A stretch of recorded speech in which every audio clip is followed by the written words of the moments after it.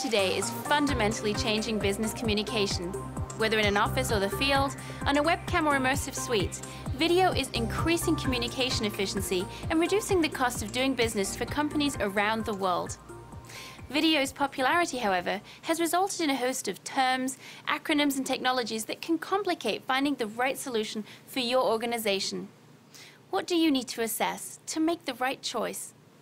First, review your applications. Will video be used for face-to-face interactions, content sharing, high-motion graphics, or more? What resolutions and frame rates are needed to ensure optimal experiences? How much bandwidth do you need? What about display sizes and types? And can you ensure the choices you make today will last into the future? Let's take a look at these technical variables and consider how they influence one another in different applications. The first factors most people consider with video are resolutions and frame rates. Right now, you're seeing me in 1080p resolution. 1080 represents the lines of vertical resolution, while the letter P stands for progressive scan, in which all of the lines of each frame appear in sequence.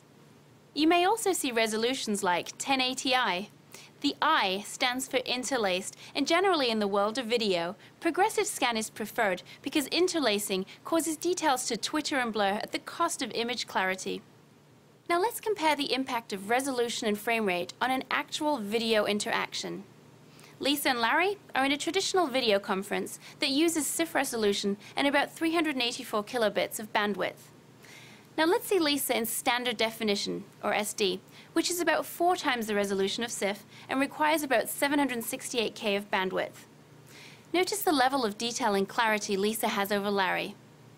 Now let's move Larry to 720p, also known as high definition or HD.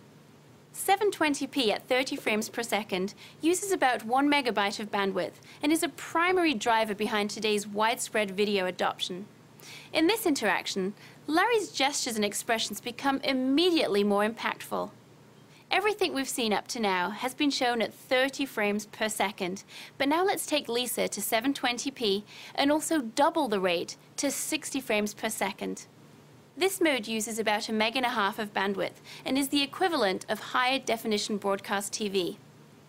Notice that even at the same resolution, because Lisa is being shown at twice the frame rate, her motions are much smoother. Now let's move Larry up to 1080p at 30 frames per second, which uses about 4 megs of bandwidth. So as you can see, significantly increasing the traffic on your network does not necessarily translate into better image quality. Note, Lisa will appear in better quality as her frame rate remains at 60. This underscores the importance of display size in selecting the appropriate resolution. While increasing frame rate has the same impact on any size screen, the impact of resolution declines in proportion with the display size. For example, PDA or cell phone displays support low resolutions but look great because of their small size. As a rule of thumb, the human eye can discern 1080p only when the display size is equal to or greater than 70 inches, and the viewer is sitting about 10 feet from the display. Not all video applications today involve face-to-face interaction. Now that Larry and Lisa appear to have made up, let's take a quick look at some applications illustrating the relative importance of resolution and frame rate. In this live musical performance, where motion smoothness and the ability to discern fine motor movements take priority, optimal viewing occurs at 720p resolution and 60 frames per second. Another example of where motion smoothness takes precedence over maximum resolution is in this clip, where a doctor is instructing a remote group of students in a new medical procedure using captured video as part of his lesson.